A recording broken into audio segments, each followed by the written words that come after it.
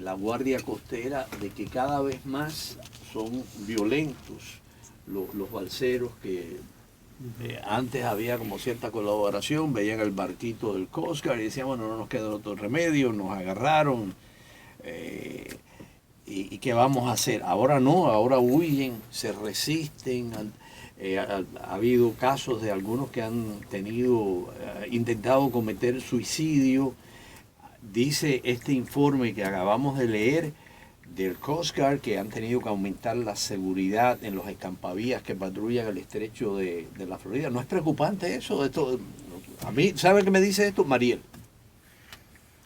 Sí, indiscutiblemente yo creo que la preocupación que nosotros teníamos cuando yo estaba en el gobierno era la posibilidad de otro Mariel.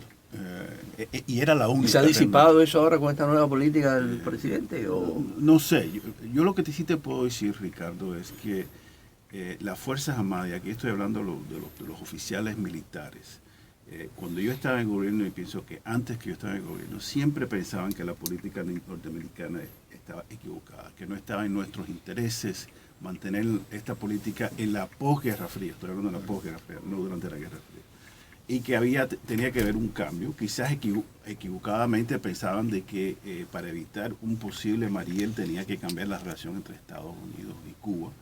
Pero yo creo que indiscutiblemente en este momento sigue esa preocupación. Nosotros estábamos siempre muy preocupados, era siempre una posibilidad. Y hemos visto que hay una especie de Mariel que está ocurriendo no por el mar, sino por la frontera, ¿no? Y esto es no una responsabilidad de las Fuerzas Armadas, sino del Departamento de Homeland Security que está manejando esto.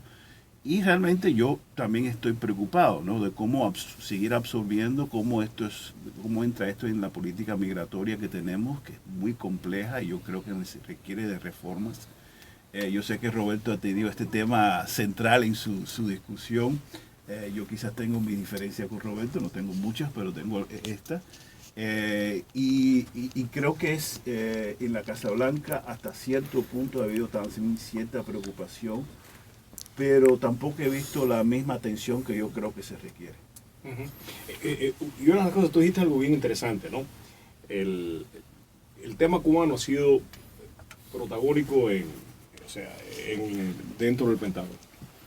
Desde la década, yo diría siempre, ¿no? Pero desde la década de los 90 sobre todo, y lo vimos con los viajes de una serie de miembros destacadísimos de las Fuerzas Armadas en retiro que empezaron a viajar a Cuba a reunirse con contrapartes. O sea, esto no es nuevo. Esto empezó desde la década de los 90 y empezaron a tratar de construir puentes porque la desestabilización de Cuba para muchos dentro de las Fuerzas Armadas era la desestabilización de toda la región, no solamente la desestabilización de Cuba y la posibilidad de que las Fuerzas Armadas de Estados Unidos tuvieran que intervenir para mantener la paz social en caso de que se perdiera y no hubiera control y hubieran diferentes facciones enfrentándose, sino también que la paz social en Cuba, si se perdía y Estados Unidos tenía que intervenir para restaurarla, podía provocar caos en toda la región, especialmente en la región de Centroamérica, lo que es el Gran Caribe, ¿no?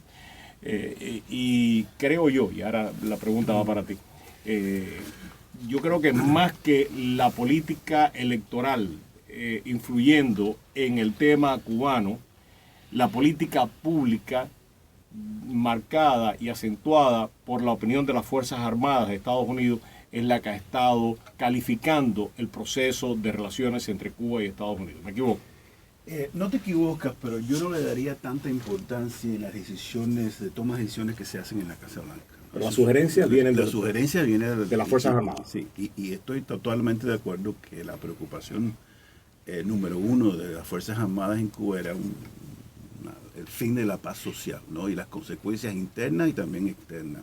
Y tendríamos que evitar eso de todo posible. Y el sentimiento, la opinión era de que la manera de evitar eso era cambiar la política norteamericana. Pero la cambiaron y yo pienso que pudiera decirse que si se está yendo la juventud y la mayoría de esos cubanos en Costa Rica, por lo menos los que uno ve, los que acaban de llegar, los que están en Panamá, los balseros que logran tocar tierra, los balseros de pie seco, es gente joven. No es un síntoma de descomposición social de un país que se está yendo la juventud de esa manera tan desesperada, porque si se están enfrentando con violencia, tal como dice ese informe hoy, al Coast Guard, y si se están arriesgando a cruzar selvas, a enfrentar todos esos peligros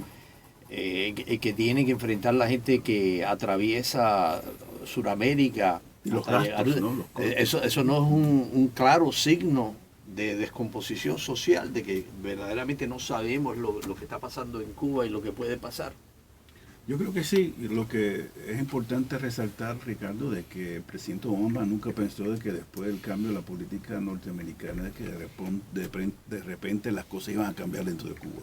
Después de todo, el presidente no es ingenuo. Cuba es una dictadura, sigue la situación que en esa isla de hace 50 años, y que la gente anda buscando escapes y maneras de salir del país. Creo que hay también preocupación en la política migratoria, estos reformas de cambiar el ajuste cubano, la política pie seco, todos estos rumores que se hacen, que vienen más bien de aquí, de Miami y de Washington, legislaciones, los congresistas hablando, realmente ha creado preocupación y diciendo, bueno, esta es quizá la última oportunidad que tenemos para salir del país. Yo creo que hay ese elemento, pero también hay elementos que empujan a cubanos a irse del país, y es la descomposición, la falta de oportunidad, falta de futuro, y la gente ve otra opción. Pero es una realidad no de hoy, no de ayer, no hace un año, sino hace 50 años. 55. Bueno, 55 años.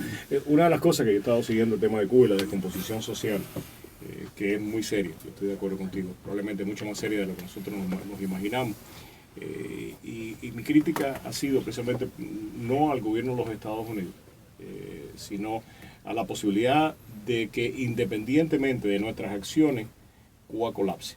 Y digo esto porque la situación económica de Cuba, y esto lo hablaba con Fran Diapó, que sigue muy cercano a este tema desde hace muchísimo tiempo, es probablemente la peor situación económica desde el periodo especial. Y esto es algo que no se está contabilizando ni se está analizando de la manera que se debería analizar, creo yo. Ha habido reducción, no tan dramática como algunos creen, pero ha habido reducción en el envío de petróleo de Venezuela a Cuba, de 125.000 barriles diarios, han pasado alrededor de 85.000. Pero no solamente eso, sino el excedente de petróleo que Cuba estaba vendiendo en los mercados internacionales a $110 el barril. Ahora malamente lo puede colocar, porque hay un excedente de petróleo tremendo en el mundo, y malamente